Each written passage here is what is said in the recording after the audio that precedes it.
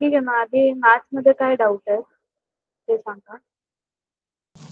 Teacher compound interest मधला compound interest मध्ये.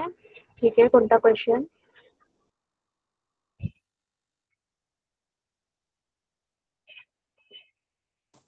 Practice set 14.1 मधला पहिला जो ब्रॅकेट आहे ना त्याच्यातला तिसरा. 14.1.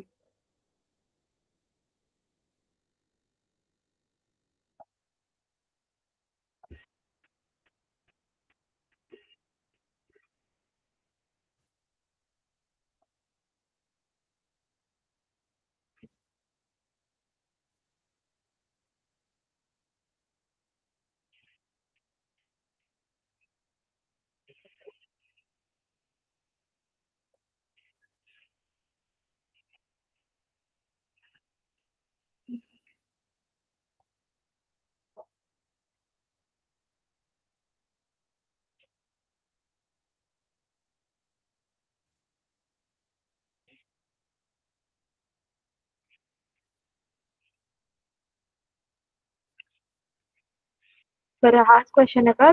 क्वेश्चन नंबर 1 मधला पहिला टेबल. हो दीदी, त्याच्यातला तिसरा. हा वाला ना, तिसरा. प्रिन्सिपल अमाउंट 4000 आहे, रेट आहे 7.5 and duration is 2 years. Yes. तर 2 वर्षानंतर अमाऊंट आणि इंटरेस्ट किती आहे ते विचारलंय. ठीक आहे, तर कंपाऊंड इंटरेस्टचा फॉर्म्युला काय दिला तुम्हाला? Good evening teacher, sorry late join झाले मी. ठीक आहे, हरकत नाही. आता आपण मॅथ्सचं करतोय, क्वेश्चन घेतोय. आता पहिला हे कंपाऊंड इंटरेस्टचा क्वेश्चन आहे. ठीक आहे, तर आता फॉर्म्युला असा दिला त्यांनी, अमाऊंट म्हणजे तर इथे किती आहे, 2 वर्ष दिलंय. तर क्वेश्चन असा आहे की 2 वर्षाने अमाऊंट आणि कंपाऊंड इंटरेस्ट किती होईल. तो फॉर्म्युला असा, हा जो इथे फॉर्म्युला दिसतोय तुम्हाला इथे वरती जिथे माझा कर्सर आहे, हो. हा फॉर्म्युला वापरायचा. सो ए म्हणजे अमाऊंट जे आपल्याला शोधायचं आहे आणि पी म्हणजे प्रिन्सिपल अमाऊंट जी आपल्याला दिली आहे 4000 रुपये. 1 प्लस आर म्हणजे rate of interest. Rate of interest काय हॅलो टीचर. दिलं? टीचर 2 मिनिट, माझा ना कॉल येतोय. आज माझा बर्थडे, त्यामुळे मी 2 मिनिटानंतर जॉईन करते. हा. हो हो, आज वाढदिवस आहे तिचा. हो दीदी. अच्छा, गेली दीदी ती. हा तेच. ठीक आहे, आपण तोपर्यंत प्रश्न करूया. तर मग आर ची व्हॅल्यू काय दिली इथे, 7.5 दिली आपल्याला. आणि हा जो वरती जो एन आहे तो आहे नंबर ऑफ इयर्स. तो एन ची व्हॅल्यू काय 2. तर आता इथे amount a is equal to लिहिणार आपण 4000 इंटू 1 प्लस 7.5 डिवाइड बाय 100 आणि या पूर्णाला रेज टू करणार 2 म्हणजे त्याचं स्क्वेअर घेणार. तर ह्याला कॅल्क्युलेटर तर अलाउड नाही आहे ना बहुतेक. पर आणि एक मिनिट, आर काय देतात त्यांचे, रेट ऑफ इंटरेस्ट.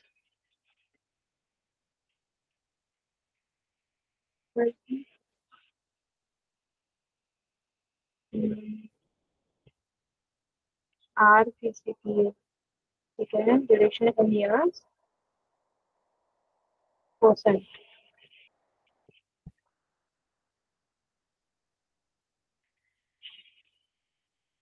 हा, मी कॅल्क्युलेटर बघते सॉल्व करून काय ते उत्तर. राईट, ठीक आहे. सो आता मला सॉल्व केलं तर दाखवू कसं मी कॅमेरावर. एक मिनिट, सॉल्व करून दाखवते मी.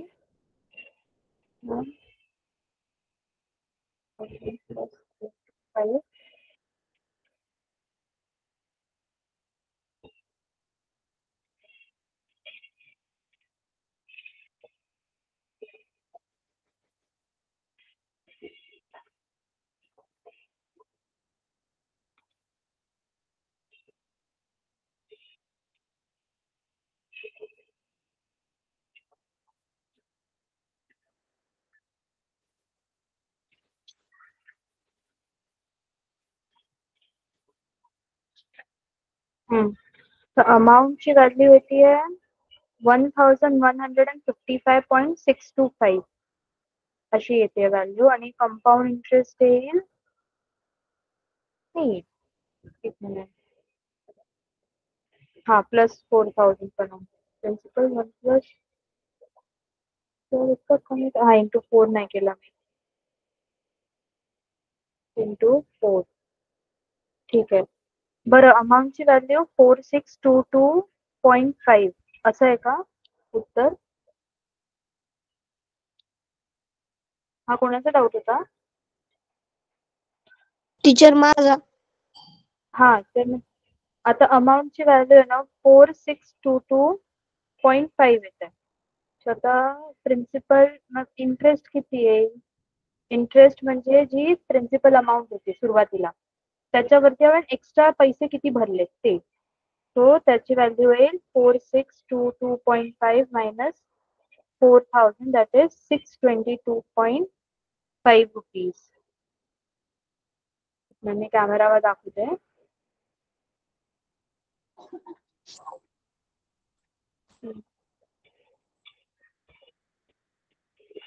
हे बघा इथे दिसत असेल तर हा फॉर्म्युला वापरला आपण A is equal to 4,000 into 1 plus 7.5 divide by 100 आणि याचा होल स्क्वेअर घेतलाय. तर आता आपण इथे मी काय केलं 7.5 बाय 100 लिहिलंय ना त्याला आपण वरती 10 ने मल्टिप्लाय केले खाली पण 10 ने मल्टिप्लाय केलं ज्याच्याने तो डेसिमल निघून जातो आणि कॅल्क्युलेशन सोपं होऊन जाईल. तर त्यानुसार आपण सगळे कॅल्क्युलेशन केले की शेवटी उत्तर आलं 4,622.5 ही एवढी आली टोटल अमाऊंट 2 वर्षांनी. पण मग आता खाली इंटरेस्ट काढायला इंटरेस्टचा काय फॉर्म्युला आहे principal amount minus principal value ज्याचं येईल उत्तर 622.5. क्लिअर येत आहे question? Question ma'am. Hello ma'am. हा ते 1075 अपॉन 1000 नव्हतं का तिथलं पुन्हा एक्सप्लेन करा ना तिथून खाली. इथून ना खाली इथे इथे जे आपण हे तर सगळं कॅल्क्युलेशन इथे बेसिक मॅथ्स आपलं यूज होईल. 1075 तर त्याचे स्क्वेअर घेतले खाली सगळे व्हॅल्यूज कॅन्सल आउट केले कळलं का कसं? हो हा तिथून कॅल्क्युलेट केलं तर खाली इथे ना आपल्याला प्रिन्सिपल व्हॅल्यू अमाऊंट मिळाली आहे 4622.5.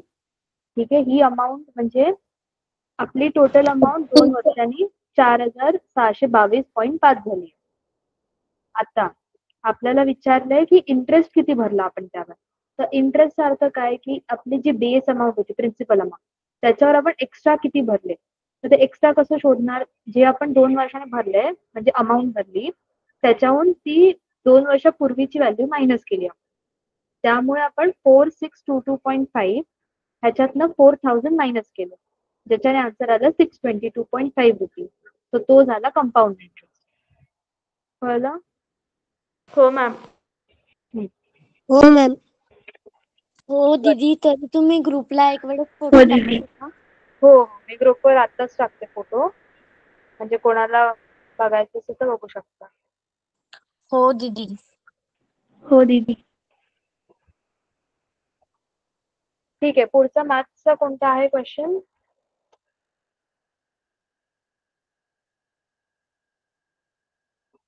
हा जागृती बोल. टीचर ते माझा बर्थडे होता ना तर त्यामुळे मग हे होत होतं काय म्हणतात गड्या सगळे फोन येत होते त्यामुळे मग म्हटलं आता लेट होते 2 मिनिट म्हणूनच हँड रेज केला होता की तुम्ही आता काय शिकवलं.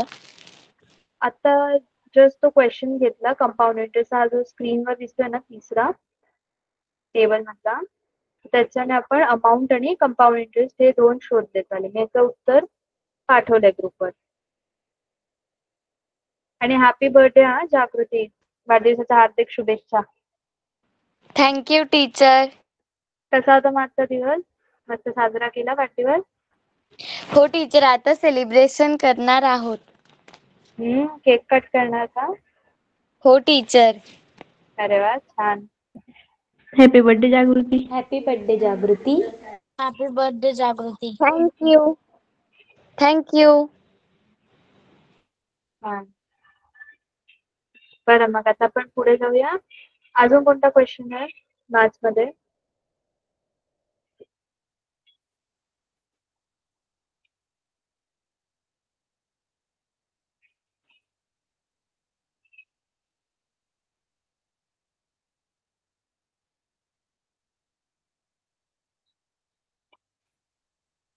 काय आलं आज? कोणाला डाऊट नाहीये काही?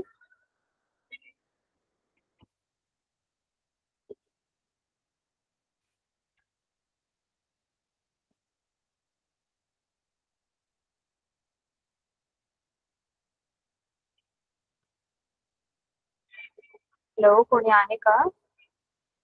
हो. हा. टीचर 15.4 मधलं पहिलं एक्झाम्पल. 15.4 मधला पहिलं एक्झाम्पल. एरिया मध्ये.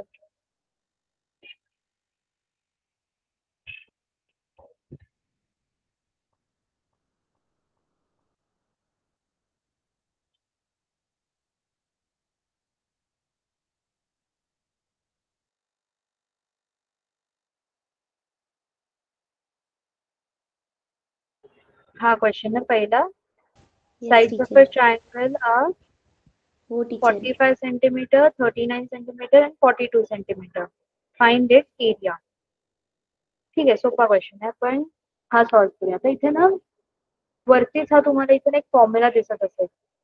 हेरॉन्स फॉर्म्युला नावाचा एक आहे, जिथे तुम्हाला समजा एखाद्या ट्रायंगलचे 3 बाजू दिले, तर आपण त्या तिन्ही साइड वरून ट्रायंगलचा एरिया काढू शकतो. त्याचा फॉर्म्युला असा आहे, root S into S minus A into S minus B into S minus C. आता ए बी सी हे साइड आहे ट्रायंगलचे आणि एस ची व्हॅल्यू असते ए प्लस बी प्लस सी बाय 2. तर आता हे आपण सॉल्व्ह करायला घेतलं तर एरिया आधी आपण एस ची व्हॅल्यू काढूया. एस ची व्हॅल्यू येईल 45 plus 39 plus 42 divide by 2. Divided by 2. हा, तर हे मला कॅल्क्युलेट करायला सांगू काय आहे? 126. 126. न्यूमरेटर की आन्सर? टीचर ते तिघींची सम केली ना ती हा 126 येते. बरोबर. तर 126 डिवाइड बाय 2 म्हणजे एस ची व्हॅल्यू किती आली? 63. 63. बरोबर. तर एस ची व्हॅल्यू 63. आता ही व्हॅल्यू जी आहे ती त्या फॉर्म्युला मध्ये टाकायची आहे. तो s into S minus a to s minus B into S minus c. तो आपण ए बी सी हे कोणालाही मानू शकतो. सो आपण लिहिणार 63 इंटू 63 मायनस आपण धरू 45 इंटू 63 मायनस 39 इंटू 63 मायनस 42. ठीक आहे. तर आता हे कॅल्क्युलेट केलं आपण जर, तर हे येईल रूट 63 इंटू 63 मायनस 45 किती होईल?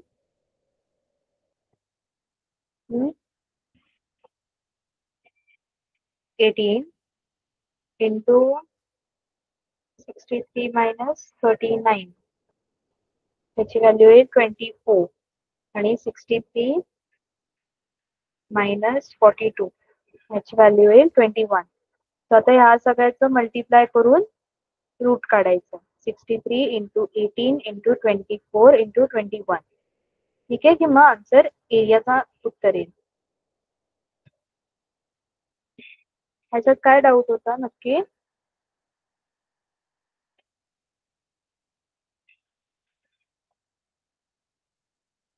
हा कोणाचा होता डाऊट?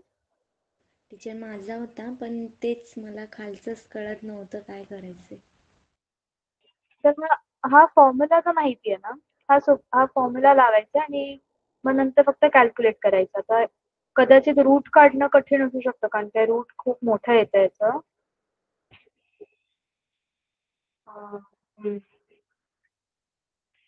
बरोबर. व्हॅल्यू खूपच मोठी आहे त्याची. आपण बघूया काय येतं उत्तर. हो टीचर, तेच ती व्हॅल्यू मोठी आली ना तर ते आन्सर वेगळं येतंय त्यामुळे. ह्याचं आन्सर कसं काढायचं बघूया आपण.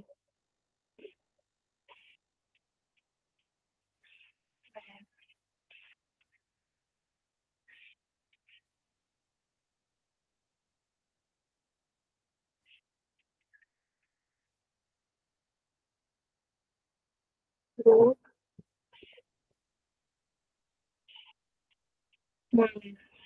ह्याचा आन्सर 756 येत आहे. हो टीचर. 756. बरं, त्याचा रूट कसा काढायचा? बराच मोठा रूट आहे. ह्याला फॅक्टराइज करू शकतो आपण. आता याला फॅक्टराइज करणं म्हणजे कसं? आता बघा, इथे आपल्याला 4 आकडे दिसत आहेत, 63, 18, 24 आणि 21. ठीक आहे. तर त्याला फॅक्टराइज कसं करू शकतो? प्राईम फॅक्टर्स येतात का काढता तुम्हाला? हो. त्याचा पण एक एक नंबर बघूया. आता 63 ला पण कसं लिहू शकतो?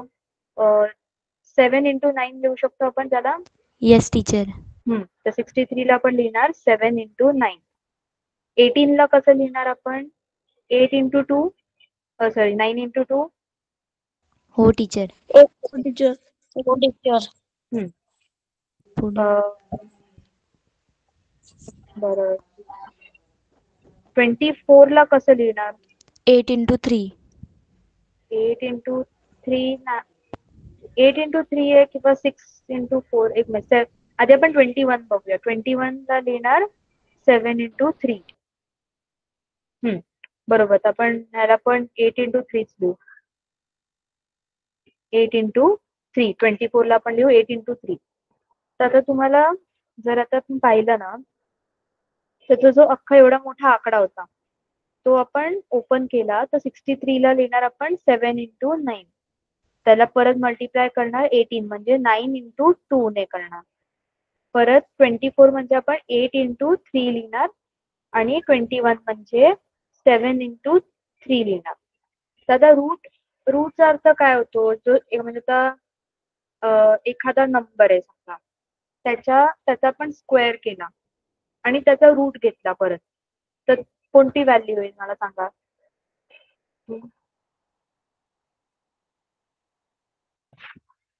प्रश्न कळला का? टीचर पुन्हा सांगा. एखादा नंबर आहे समजा, एक आपण व्हॅल्यू धरू x. आता मी x चा स्क्वेअर घेतला, ठीक आहे, आणि मग त्या आता स्क्वेअरचा मी परत रूट व्हॅल्यू घेतली, तर काय व्हॅल्यू मिळेल मला?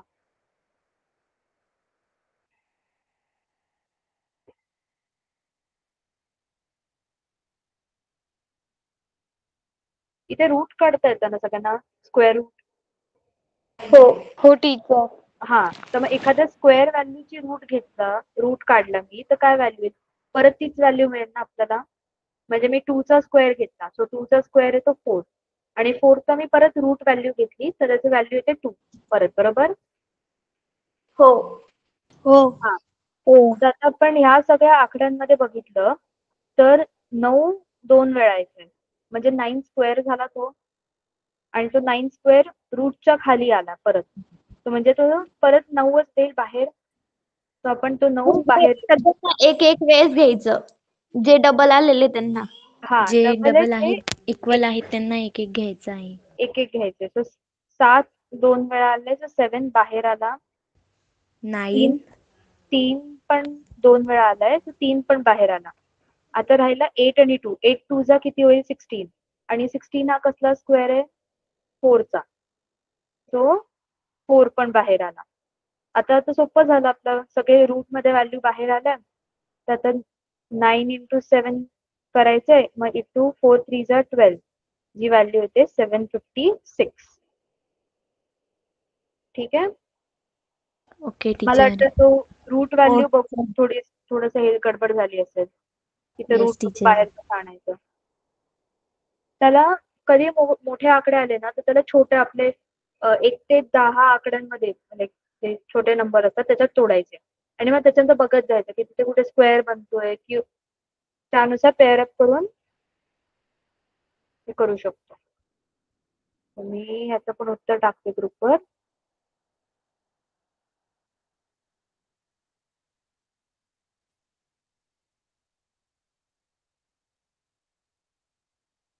बरं, पुढचा प्रश्न कोणता आहे मॅथ्स मध्ये?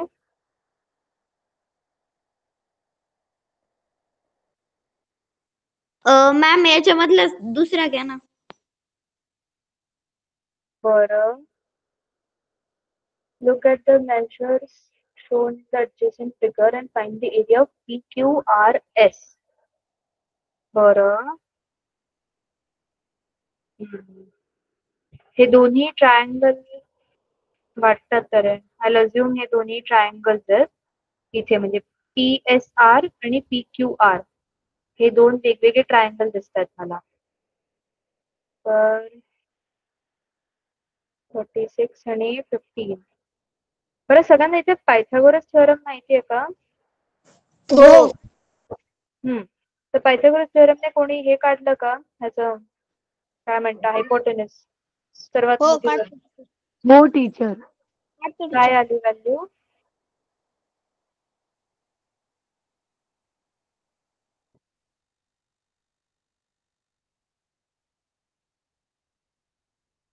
ठीक आहे, राईट अँगल ट्रायंगल. बरं, आता आपण इथे हा प्रश्न बघूया. आता यांनी काय विचारलंय, PQRS ह्याचा एरिया विचारला. तर हा शेप तर काय आपल्याला माहित नाही, हा एकदम असा विचित्र आहे. तर आपण इथे हे बघू शकतो की हा जो क्वाड्रिलॅटरल आहे तो दोन ट्रायंगल्स पासून बनवलेला आहे. ठीक आहे, तर आता इथे काय केलं, इथे बघा एस च्या इकडे हा जो सिम्बॉल आहे हा याचा अर्थ हा राईट अँगल ट्रायंगल आहे. तर राईट अँगल ट्रायंगल मध्ये आपण इथे पायथागोरस थेरम लावू शकतो आणि आपण ह्याचा एरिया ह्याचा काढू शकतो एरिया. आता पायथागोरस थेरम वापरला समजा, सो 36 स्क्वेअर प्लस 15 स्क्वेअर ह्याची व्हॅल्यू येते साधारणपणे 1521. सो 1521 चा आपण रूट घेतला तर व्हॅल्यू येते 39. ठीक आहे, सो PR ची व्हॅल्यू 39 आली आहे.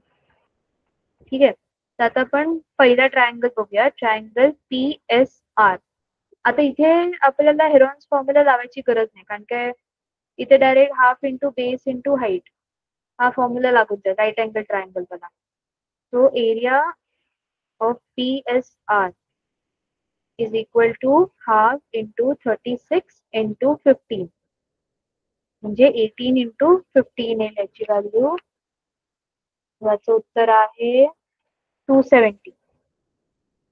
So 270 metre square. युनिट पण एकदम महत्वाचं आहे. त्याच्या पुढं पायथागोरस थेरमच वापरायचा ना. पायथागोरस थेरम वापरून आपल्याला PR ची व्हॅल्यू आली आणि आपल्याला PSR चा एरिया तर directly half into base into height या फॉर्म्युलाने मिळालं, कारण की राईट अँगल ट्रायंगल आहे. पण हा जो फॉर्म्युला आहे half into base into height हा आपण PQR या ट्रायंगल मध्ये लावू नाही शकत, कारण की आपल्याला कुठेही सांगितलेलं नाहीये की तो राईट अँगल ट्रायंगल आहे का नाही. ते दिसायला कदाचित वाटत असेल पण असं आपण गृहीत नाही धरू शकत. तर त्यामुळे ट्रायंगल PQR हा जो दुसरा वरचा ट्रायंगल दिसतो हा वाला, त्याच्यावरती आपण तो परत आधीचा जो हेरॉन्स फॉर्म्युला आहे तो लावणार. सो एस ची व्हॅल्यू येईल 56 प्लस 25 प्लस 39 डिवाइड बाय 2.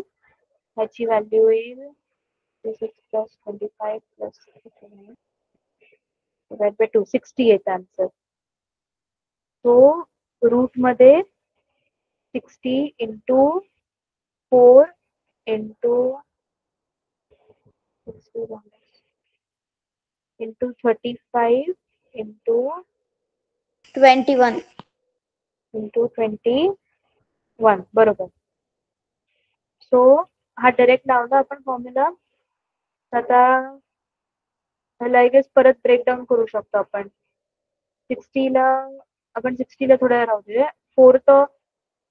4 2 चा स्क्वेअर आहे तर 2 बाहेर येईल बरोबर. तर आपण 2 ला बाहेर घेतलं.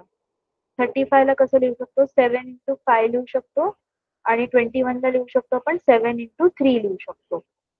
सो मी परत 7 पण बाहेर येते, सो 7 इंटू 2 बाहेर आला आणि 5 इंटू 3 इंटू 60. 60 ला कसं ब्रेक करता येईल? 12 into 5. 12 इंटू 5 करता येईल. 12 हा, आपण 12 इंटू 5 करूया. ठीक आहे, म्हणजे 5 पण बाहेर येईल त्याच्यासोबत. 7 इंटू 2 इंटू 5 आला, तर रूट मध्ये राहिलाय 36. 36 हा कसला स्क्वेअर आहे? 36 नाही 36 काय मॅम 35 ना. नाही नाही, 35 आपण आधीच बाहेर काढलाय, पण 12 इंटू 5 केलाय ना, आत एक 3 राहतोय, तो 12 3 जा 36 केलंय मी. ते मी नंतर कळेल. 36 म्हणजे मग आपण 7 इंटू 2 इंटू 5 इंटू 6 येतं बाहेर. सो 10 इंटू 6 इंटू 7 म्हणजे 60 इंटू 7. 7 6 42. 420 metre square. हे आलं PQR ट्रायंगलचं एरिया. तर आता टोटल एरिया काय आहे? Area of quadrilateral PQRS is equal to area of triangle PSR plus area of triangle PQR, ज्याची व्हॅल्यू येईल 270 plus 420, that is equal to 690 metre square. 690 आहे काय उत्तर? हो येस मॅम. टीचर. ठीक आहे, बरोबर. आणि हो, अशा ह्या जॉमेट्रीच्या क्वेश्चन मध्ये ना युनिट लिहायला विसरायचं नाही. जसं तर ह्याच्यात एरियाचा काय युनिट येईल मला सांगा? सगळे व्हॅल्यूज मीटर मध्ये दिलेत ना आपल्याला, मग एरिया काय येईल? Square metre. हा, मीटर स्क्वेअर. तसंच सेम आपला जो वरती क्वेश्चन होता 756 चा आन्सर आला, त्याचा युनिट येईल सोबत सेंटीमीटर स्क्वेअर, कारण सगळे व्हॅल्यूज आपल्याला सेंटीमीटर मध्ये दिले. ठीक आहे, हे मी सगळे उत्तर ना ग्रुपवर टाकते, तर नंतर तुम्ही एकदा बघू शकता जर काही डाऊट वगैरे आला तर. ठीक आहे. Yes ma'am. हा, बरं, पुढचा प्रश्न कोणता आहे आज? आज आहे ना आपण मॅथ्सचेच डाऊट घेऊया सगळे, आणि आज जमलं तर एक थोडंसं लवकर सोडेल, कारण की मला पण एक मीटिंग आहे पुढे 7 वाजता लगेच. ठीक आहे. Yes okay. मॅम. ठीक आहे, मग आता अजून कोणत्या प्रॉब्लेम सेट मध्ये आहे डाऊट? दीदी मला तर आज नाहीये. ठीक आहे, हरकत नाही. बाकीच्यांना आहे का काही डाऊट? की मी काही देऊ प्रश्न सोडवायला? हो टीचर, द्या तुम्ही प्रश्न सोडवायला. द्या तुम्ही. टीचर, आपण मागच्या वेळेला घेतले होते तेच प्रश्न घ्या ना. कोणते प्रश्न? म्हणजे असं तुम्ही लिहून दाखवलं होतं आणि त्याचा अर्थ आम्हाला सांगायचा होता बघा. लिहून दाखवायचं होतं? इंग्लिश मधून होत ते. मला आठवत नाहीये. मी गणिताचे प्रश्न बनवत होते पण. मॅम आपण ते वाईज घेतले होते पेज. अच्छा, जीकेचे. बरं, आता मला तुमचे किती चॅप्टर झालेत आता टोटल, की सगळे झालेत शाळेत? जे 14 झाडे झाले. 15. अच्छा, 14 पर्यंत झाले सर्वांचे, ऍटलीस्ट 14 झाले. ठीक आहे, म्हणजे हा कितवा धडा होता? अच्छा, ठीक आहे, पुढचा. 15 होता. अच्छा, 15वा धडा होता. ठीक आहे, मग कोणता धडा तुम्हाला कठीण जातो सगळ्यात? कोणता आहे? एखादा आहे का कोणता जसा एकदम कठीण जातो सगळ्यात? इंटरेस्ट. Compound interest.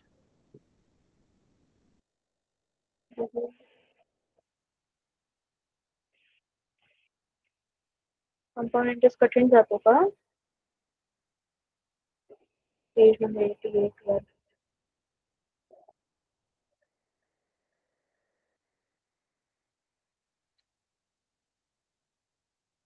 ठीक आहे, आपण मग आता अजून थोडे प्रश्न सोडवूया.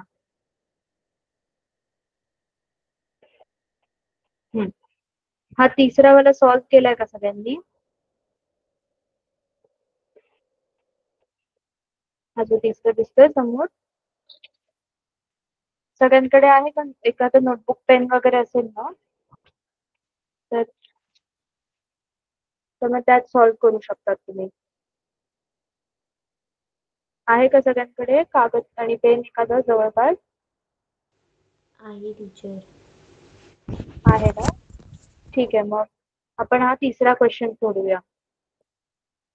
मॅम मी अर्धा सोडवला पण त्याच्या पुढे येतच नव्हतं. तिथं पॉइंट होता ना, तर मी तुमच्यासारखंच केलं की पॉइंट खाली घेतला, मग 1000 झालं आणि वरती 105, पण नंतर मग मी केलंच नाही. अच्छा, कॅल्क्युलेशन मध्ये झालं असेल. ठीक आहे, आपण आता एक सोडवूया हा वाला क्वेश्चन. तर आता शलाकाला बिझनेस स्टार्ट करायचा, तर तिने लोन घेतलाय 8,000 रुपये. तो म्हणजे आपली प्रिन्सिपल अमाऊंट झाली, बेस अमाऊंट झाली 8,000 रुपीज. सो आपण फी इज इक्वल टू 8,000 लिहिलं असं. ठीक आहे. आता त्यांनी पुढे काय दिलंय, रेट ऑफ इंटरेस्ट आहे 12.5 10.5 PCPA. सो आपण आर ची व्हॅल्यू दिली 10.5. ठीक आहे. आणि किती वर्षासाठी लिहिलंय, 2 इयर्स, म्हणजे एन ची व्हॅल्यू आली 2. आता कोणतेही प्रश्न सोडवताना आधी हा डेटा लिहून घ्यायचा, डायरेक्ट फॉर्म्युला द्यायची गरज नाही, आपलं कन्फ्युजन होत नाही. तो आपल्याला गिवन लिहिलं आपण, पी आर आणि एन दिलं आपल्याला.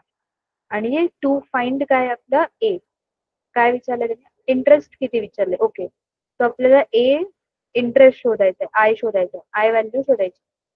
तर आपण आता फॉर्म्युला आपण A is equal to P into 1 plus R upon 100 raise to N.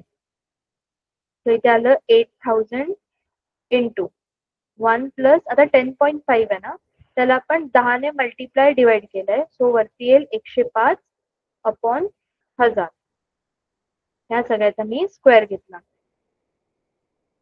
तर मग आलं 8,000 इंटू 1105 आलाय वरती, ह्याचा स्क्वेअर, आणि खाली 1000 इंटू परत 1000. तर आता 8,000 वरती आहे, त्यातलं तो 1,000 आणि ते कॅन्सल होऊन जाईल. तो राहिलं 8 इंटू 1105 चा स्क्वेअर अपॉन 1000. आता कदाचित हे कॅल्क्युलेशन मोठं येईल कारण की 1105 चा स्क्वेअर, बट आपलं रेग्युलर कॅल्क्युलेशन आय गेस मल्टिप्लायच्या मेथडने होऊन जाईल. तर त्याला आपण लगेच कॅल्क्युलेटरने समजा केलं. आता तुम्ही तर जेवढं जास्त प्रॅक्टिस करताल तेवढं बरं होईल, कारण की पेपरमध्ये तुम्हाला अलाउड नसतील कॅल्क्युलेटर्स. तर पटापट सॉल्व्ह करण्याची प्रॅक्टिस ठेवायची. सो मला डिवाइड बाय 1000 केलं, तो याची आन्सर येते 8 इंटू 1221 इंटू 8. सो अमाउंट येते 9,768.2 रुपीज. ही झाली अमाऊंट 2 वर्षाने टोटल लोन किती फेडायचं आहे तिला. पण आता त्यांनी प्रश्न विचारलाय की इंटरेस्ट किती भरणार. सो इंटरेस्टचा फॉर्म्युला आहे अमाऊंट मायनस प्रिन्सिपल व्हॅल्यू. तर मग त्याचं आन्सर येईल 9768.2 मायनस 8,000, ज्याचा येईल आन्सर 1,768.2 रुपीज. सो शलाकाने टोटल कंपाऊंड इंटरेस्ट 1,768.2 रुपीज भरले. आलं काही लक्षात सगळ्यांना?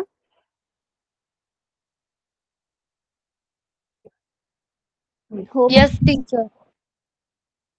ठीक आहे. मग आता ह्यात असं काही कठीण असं नाही. कदाचित तुम्हाला ते मोठमोठे आकडे पाहून थोडीशी भीती वाटत असेल की हे काय आलं एकदम, बट सिम्पल फॉर्म्युला आहे फक्त p into 1 plus r by 100 raise to n. हा लक्षात ठेवायचे. सगळे तुम्हाला व्हॅल्यूज दिले जातील. आणि पेपरमध्ये लिहिताना पण ना एक फॉर्मॅट, आय गेस तुम्हाला कोणता फॉर्मॅट सांगितलाय का, शिकवलाय का कसं लिहायचं मॅथ्सचं उत्तर एखादं? कारण की आम्हाला शाळेत असायचं बोर्डासाठी वगैरे एक असा फॉर्मॅट असतो की एखादा प्रश्न दिला तर मला प्रॉब्लेम स्टेटमेंट दिला, सो आधी तुम्हाला गिवन द्यावं लागतं की तुम्हाला प्रश्नामध्ये डेटा नक्की काय दिला. तर जसं ह्या प्रश्नांमध्ये आपल्याला प्रिन्सिपल व्हॅल्यू दिलेली, रेट ऑफ इंटरेस्ट दिलेलं, नंबर ऑफ इयर्स दिलेले. सो आपण ते आधी सगळं लिहिणार पेपरमध्ये की गिवन हे सगळा डेटा दिलाय. त्याच्यानंतर लिहायचं असतं टू फाइंड, म्हणजे तुम्हाला प्रश्नात विचारलं काय, तुम्हाला काय शोधायचं नक्की. सो आपण इथे काय विचारलं त्यांनी, कंपाऊंड इंटरेस्ट. आपण लिहिणार की टू फाइंड मध्ये कंपाऊंड इंटरेस्ट आणि अमाऊंट पण लिहू शकतो. त्याच्यानंतर आहे ना फॉर्म्युला, एक आपल्याला फॉर्म्युला लिहायचे असतात सगळे. तर आता यात आपण एकच फॉर्म्युला, दोन फॉर्म्युले वापरले. पहिला तर अमाऊंट शोधायचा, जो amount is equal to t into 1 plus R upon 100 raise to n, हा आहे ना. आणि त्याच्या खाली आपण लिहिणार interest, compound interest is equal to amount minus principal value. आणि मग त्याच्यानंतर खाली शेवटचा येतो सोल्युशन सेक्शन. सोल्युशन मध्ये तुम्ही सगळे हे कॅल्क्युलेशन दाखवतो, जे आपण कॅल्क्युलेट केलं वगैरे, सगळे फॉर्म्युलाज वापरले. आणि शेवटी येतो रिझल्ट. रिझल्ट मध्ये तुम्ही तुमचं उत्तर लिहिता. आता समजा असा स्टेटमेंट वाला प्रॉब्लेम असेल, तर त्यात आपण प्रॉपर स्टेटमेंट लिहितो. तर इथे रिझल्ट कसं लिहिणार की after 2 years Shalaka paid in compound interest of rupees 1768.2 rupees, असं अख्खं वाक्य आहे.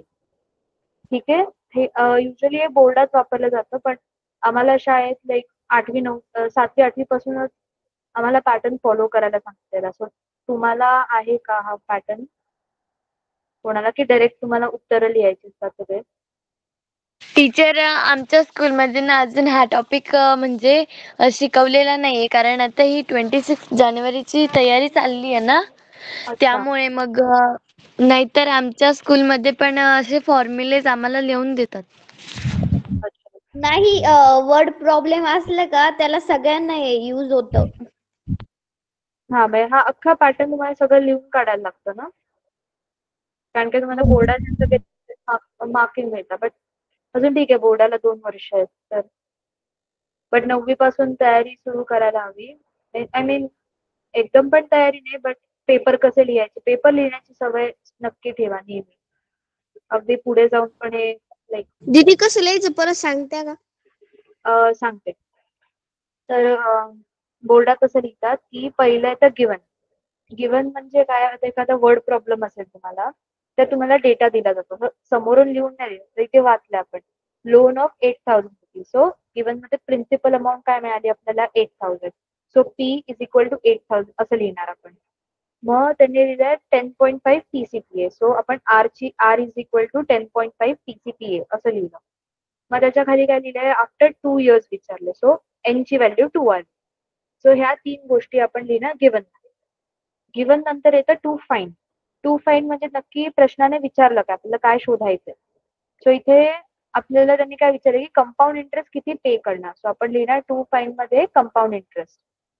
त्याच्यानंतर येतो फॉर्म्युला सेक्शन. फॉर्म्युला मध्ये आपण सगळे फॉर्म्युला, जे कोणत्याही प्रश्नामध्ये आपण फॉर्म्युला यूज होणार आहेत ते वापरणार. तर इथे जसं एक कंपाऊंड इंटरेस्टचा फॉर्म्युला आहे तो, आणि अमाऊंटचा फॉर्म्युला, जो अमाऊंट मायनस कंपाऊंड इंटरेस्टचा फॉर्म्युला, सॉरी, जो अमाऊंट मायनस प्रिन्सिपल व्हॅल्यू येते. सो हे 2 फॉर्म्युला त्यात येणार, फॉर्म्युला सेक्शन मध्ये येणार जे कोणते फॉर्म्युला. त्याच्यानंतर येतो सोल्युशन सेक्शन, ज्यात सगळे मेन कॅल्क्युलेशन दाखवतो आपण. कुठे व्हॅल्यू फॉर्म्युला लिहितो, मग त्याचे व्हॅल्यू सबस्टिट्यूट करतो, कॅन्सल आउट करून मल्टिप्लाय डिवाइड हे सगळं तिकडे लिहितो आपण. आणि शेवटी उत्तर येतं. मग येतो रिझल्ट वाला. वर्ड प्रॉब्लेम मध्ये फायनल उत्तर नेहमी वाक्यात लिहिलं जातं, कधी नुसता आकडा देत नाही. सो रिझल्ट मध्ये आपण लिहिणार जो काय स्टेटमेंट आहे. इथे त्यांनी काय विचारलेलं, आता इथे काय स्टेटमेंट येईल की after 2 years Shalaka had to pay a compound interest of rupees 1768.2 rupees, किंवा जे काय उत्तर आहे. तो हे असं वाक्य आपल्याला फ्रेम करावं लागतं, ज्याचं उत्तर शेवटी रिझल्ट मध्ये येतो. तसे 5-6 आय गेस किती होतात, 1 2 3 4 5 पार्ट्स मध्ये तुम्हाला हे उत्तर वर्ड प्रॉब्लेम घ्यावं लागतं मॅथ्सचं. हे बोर्डाचा फॉर्मॅट असतो. कधी काही काही शाळा आधीपासूनच ते लोक करतात, किंवा टीचर सांगते की या पॅटर्न मध्ये लिहा. आता मी आधीपासून ह्याच पॅटर्न मध्ये लिहिते. तो ह्याचे प्रत्येकाचे मध्ये स्टेप वाईज मार्क देतात. गिवनचे काही मार्क, टू फाईनचे काही मार्क, असं करून करून. पण फायनल उत्तर वर्ड प्रॉब्लेम हे नेहमी वाक्यात लिहायचं खाली, हे मात्र कुठेही वापरायचं असतं. ठीक आहे, एक अंदाज आला कसं लिहायचं word problem? Yes ma'am. Yes ma'am. ठीक आहे. बरं, अजून काही डाऊट आहेत का, की इथेच थांबवायचं, कारण का मला पण थोडा उशीर होतोय मीटिंगसाठी. तर काही डाऊट नसेल तर आपण थांबूया. लॅपटॉप भेटलेले ना तर त्याच्यामुळे आमचा पण क्लास आहे आता. हा चालेल, मला पण आहे. पण काही डाऊट असेल तर घेते मी, नाहीतर मग आपण थांबू शकतो. नाही काही असेल तर असं हे नका वाटून घेऊ की नंतर विचारेल वगैरे. आता काही असेल तर सांगा, एखादा प्रश्न घेऊ शकते मी. काही आहे का डाऊट? नाही दीदी. नाही ना? बरं, मी एकदा ना अटेंडन्स बघते. मी यशश्री आहे, yes teacher. Kalyani,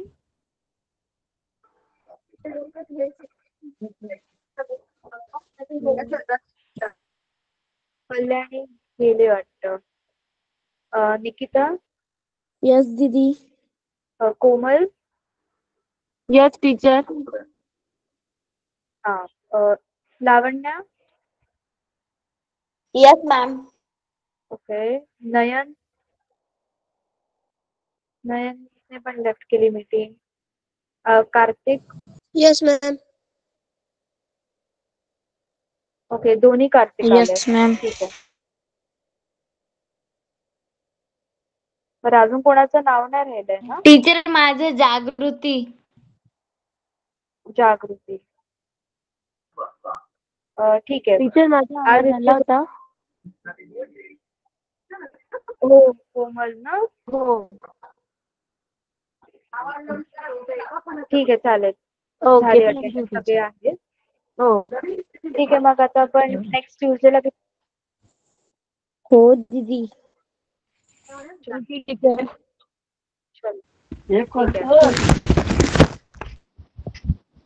bye. Bye.